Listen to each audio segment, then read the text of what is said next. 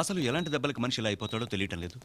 కేరళ నుంచి పని మీద మీరు వచ్చారని తెలిసింది. మీతో టెస్ట్ చేద్దామని. రిపోర్ట్స్ ఇవ్వండి.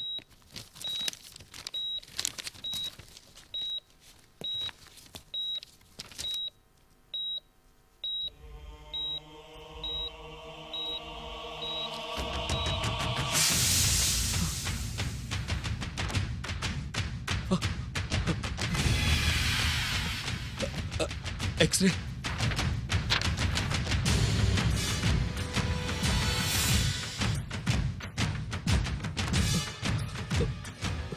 ఈసీజీ.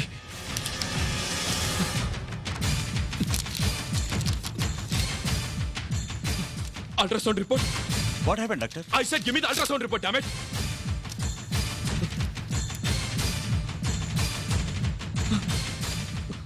అతనే,